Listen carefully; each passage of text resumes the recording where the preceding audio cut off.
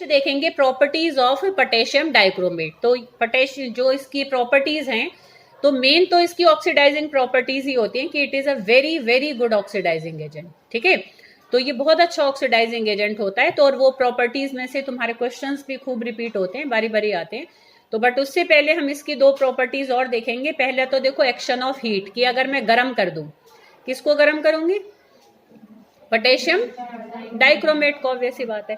तो potassium dichromate को जब हम गर्म करते हैं, ठीक है, ऑन हीटिंग, तो हीटिंग से ये हमारा किस में बदल जाता है बेटा? पोटेशियम क्रोमेट में बदल जाता है। वैसे ये बहुत स्टेबल होता है, अगर हम हीट नहीं करें तो इसी फॉर्म में रहेगा।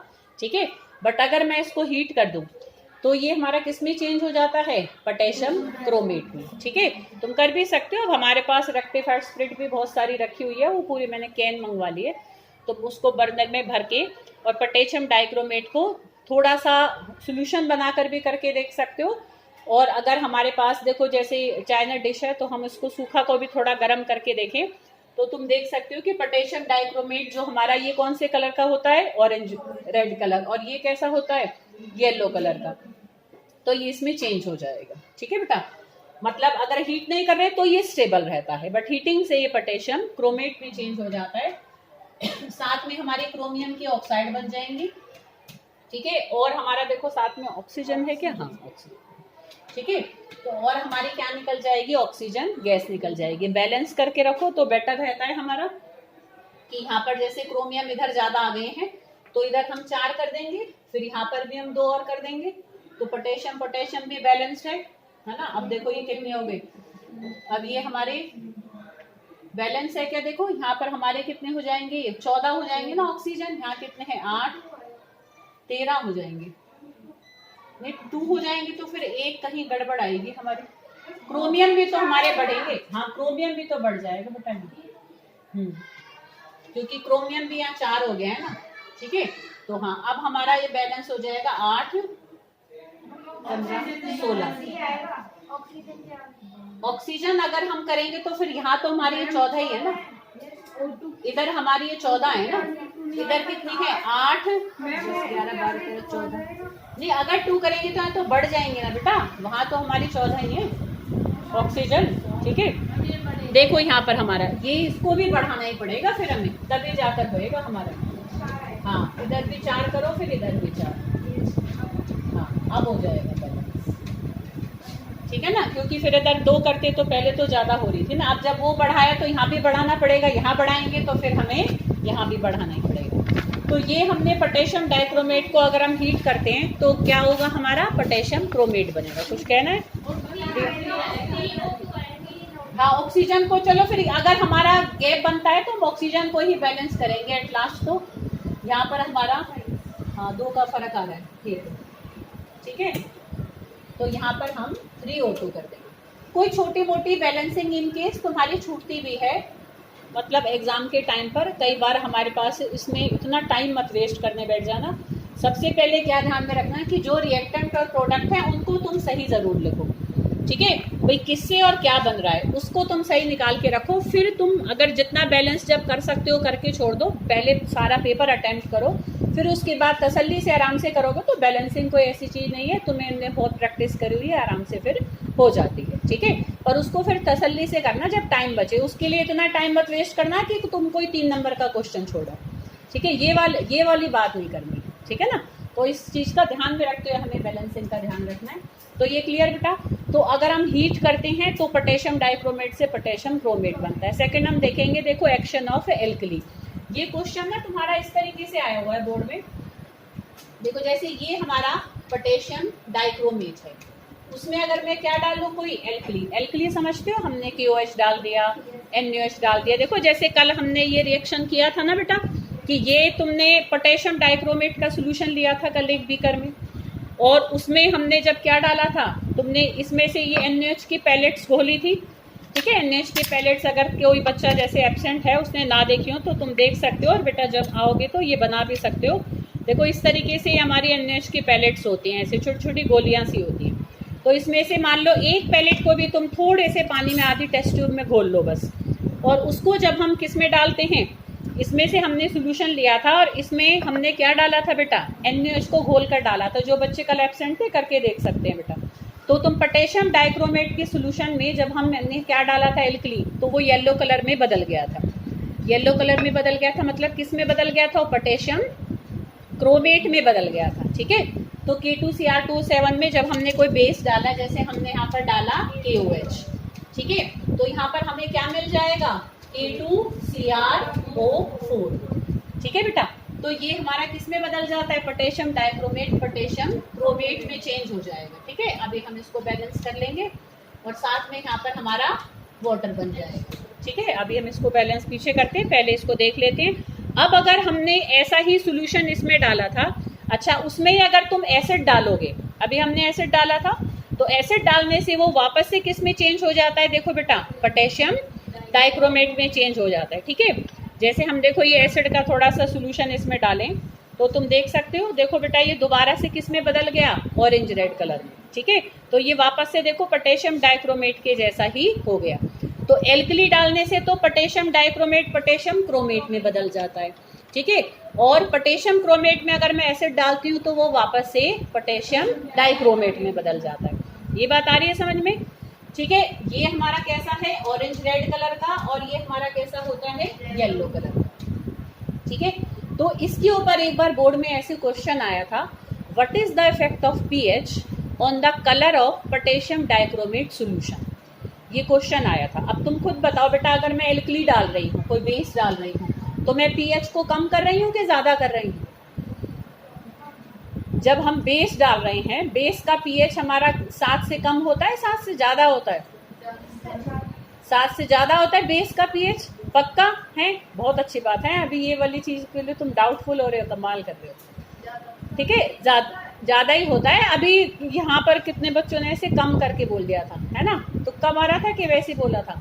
ऐसे ध्यान रखो, देखो तुमने 10th में किया था कि अम्ल का जो पीएच होता है 7 से कम होता है, क्षार का 7 से ज्यादा होता है। तो एसिड का पीएच हमारा 7 से कम होता है, और अगर कोई बेस है तो उसका पीएच 7 से ज्यादा होता है, 7 से 14 के बीच में लाई करता है ना प्रिया, तुम्हें शायद अगर नहीं पता होगा तो पता है। और एसिड का 0 से लेकर 7 तक चलता है। ठीक है बेटा, अच्छा अब अगर मैं इसमें डाल रही हूँ एल्कली, तो मैंने पीएच को क्या करा, कम किया कि ज्यादा किया।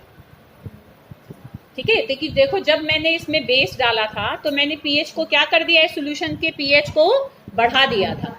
ठीक है, अब ये जब पीएच हमारा बढ़ जाएगा तो कलर हमारा किस में बदल जाता है, ऑरेंज रेड कलर से येलो हो जाता है। ठीक है, ये ऐसे क्वेश्चन आया, what is the effect of pH, तो हम क्या करेंगे, on adding alkali that is by increasing pH. अगर मैं पीएच को बढ़ाती हूँ तो क्या होगा, colour changes from orange red colour to yellow colour. And on adding acid, अगर मैं एसिड ऐड करूंगी मींस बाय डिक्रीजिंग पीएच, अगर मैं पीएच को कम करती हूँ तो colour again changes from yellow to orange red. ठीक है, अब उसमें केमिकल्स कौन से बन रहे हैं कि पहले जब हम पीएच को बढ़ाते हैं तो पोटेशियम डाइक्रोमेट पोटेशियम क्रोमेट में बदलता है, और जब हम पीएच को कम करते हैं, ये देखो, और ये पता है यही वाला रिएक्शन है। ये मैंने लिया K2Cr4, इसमें मैंने क्या डाला बेटा, एसिड H2SO4। अगर तुम्हें याद हो तो कल अगर तुम प्रिपरेशन को याद करके आए हो, सेम ऐसा हमारा सेकंड स्टेप था प्रिपरेशन में, वहां पर मैंने सोडियम क्रोमेट लिया था और उसमें सल्फ्यूरिक एसिड डाला था। अब बस मैंने सोडियम क्रोमेट की बजाय क्या लिया है, पोटेशियम क्रोमेट लिया है, और उसमें भी H2SO4 डाला है। बताओ वहां पर क्या बना था हमारा, Na2Cr2O7, तो यहाँ पर क्या बन जाएगा, K2Cr2O7, क्योंकि वहाँ सोडियम क्रोमेट था, अब हमारा पोटेशियम क्रोमेट है। साथ में वहाँ पर सोडियम सल्फेट बना था, तो यहाँ पर क्या बन जाएगा, पोटेशियम सल्फेट बन जाएगा, और साथ में क्या बना था, पानी, तो यहाँ पर H2O बन जाएगा। बैलेंसिंग बिल्कुल वैसे हो जाएगी जैसे तुमने वहाँ करी थी। ठीक है, ये भी इजी है, आराम से हो जाएगी। पहले मैं कंसेप्ट बताऊँ, समझ में आई सबको बेटा बात। तो अगर मैं बेस डालती हूँ मतलब तो कलर हमारा लाइट हो जाता है, ऐसे समझो पीएच के बढ़ाने से तो रंग हल्का हो जाएगा और पीएच के कम करने से कलर गहरा हो जाएगा। ठीक है, समझ में आ रही बेटा। अच्छा ये सारा क्यों हुआ, ये 3 नंबर में आया था बेटा तुम्हारा क्वेश्चन कि ऐसे क्यों हो जाता है, ऐसे क्यों ये बढ़ जाता है और क्यों ये वापस से चेंज हो जाता है। क्योंकि जब कभी भी मैं पोटेशियम डाइक्रोमेट को देखो बेटा पानी में घोलते हैं, ठीक है, तो वहां पर एक इक्विलिब्रियम एग्जिस्ट करता है। इक्विलिब्रियम समझते हो, हमने ली चैटेलियर प्रिंसिपल भी किया था, ठीक है, कि जब मैंने उसको पानी में घोला तो उसके अंदर क्या हो जाते हैं, क्या बन जाते हैं बेटा, डाइक्रोमेट आयन बन जाते हैं, क्योंकि पानी में घुलते ही पोटेशियम आयन और जो हमारे डाइक्रोमेट आयन है ये कैसे हो जाएंगे, अलग हो जाएंगे। समझ में आ रही है बेटा बात। तो जैसे डाइक्रोमेट आयन को मिलता है पानी, वो हमारा बदल जाता है किसमें, क्रोमेट में बदलता है थोड़ा, और साथ में यहाँ पर निकालता है H पॉजिटिव आयन, ठीक है। इसको हम थोड़ा थोड़ा सा इसको भी हम बैलेंस कर लेते हैं, ठीक है। ऑक्सीजन हमारे ज्यादा हो जाएंगे तो यहाँ पर मैं इधर 2 कर देती हूँ, ठीक है। तो अब तुम देखो यहाँ पर हमारे 7 और 8, ठीक है, 4 5 6, ठीक है बेटा। अब इसमें एक्चुअल में ये रहता है इक्विलिब्रियम में कि पोटेशियम डाइक्रोमेट किस में बदल जाता है, क्रोमेट में। पर तुम कहोगे क्रोमेट में बदला तो ये तो ऑरेंज रेड कलर का। जैसे ही क्रोमेट थोड़ा सा बनता है ना, जैसे ही क्रोमेट थोड़ा सा बनता है, साथ साथ थोड़े से H पॉजिटिव आयन भी बनते हैं। तो जैसे ही इसको H पॉजिटिव आयन मिलते हैं तो ये थोड़ा सा बनता है, तो थोड़ा सा फिर उसमें बदल जाता है, फिर ये इसमें बदलता है, फिर इसमें बदलता है। तो दोनों एक दूसरे में इंटरचेंज होते रहते हैं और एक इक्विलिब्रियम आ जाता है कि जिस रेट से वो वहां बन रहे होते हैं उसी रेट से यहाँ भी बन रहे होते हैं। समझ में आ रही है बेटा बात।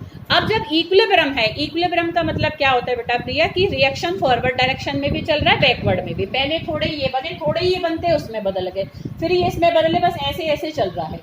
अब अगर किसी जगह पर देखो येलो कलर और orange red colour both are present, तो तुम खुद बताओ बेटा, जो कलर डार्क है वही तो अपनी प्रेजेंस को शो करेगा।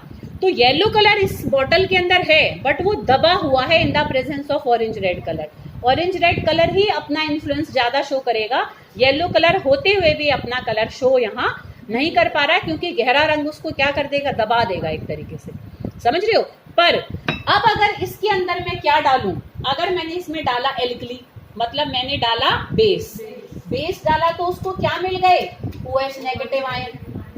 OH नेगेटिव आयन जैसे ही मिलेंगे वो किसके साथ रिएक्ट करेंगे, H पॉजिटिव के साथ।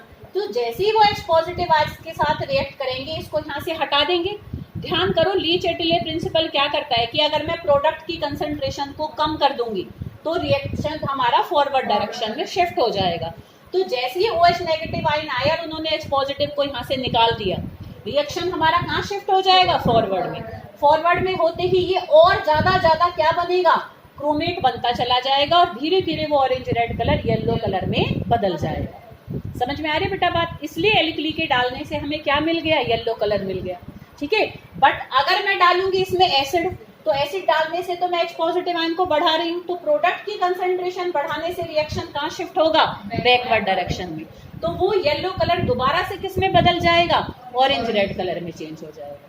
समझ में आ रही बेटा बात। तो अगर इसकी कोई डिटेल भी पूछे, ऐसे भी एक बार आया हुआ है कि why the colour changes by addition of alkali और acid to potassium dichromate solution. तो कलर क्यों चेंज होता है, this we can easily explain on the basis of Le Chatelier's principle, ठीक है। तो अगर एल्कली डालते हैं तो रिएक्शन हमारा backward direction, sorry forward direction में शिफ्ट होता है, और अगर मैं एसिड डालती हूँ तो रिएक्शन हमारा फॉरवर्ड डायरेक्शन में शिफ्ट नहीं, हाँ तब हमारा बैकवर्ड में होगा, क्योंकि ये बढ़ जाएगा तो रिएक्शन यहाँ शिफ्ट होगा, ये कम होगा तो रिएक्शन हमारा इधर शिफ्ट होगा, ठीक है। ये हमने पूरा प्रिंसिपल 11th में किया था। क्लियर बेटा, आई बात समझ में। तो this is the action of alkali और acid on the potassium dichromate ion solution. तो कल हम इनकी ऑक्सीडाइजिंग प्रॉपर्टीज को करेंगे, ठीक है।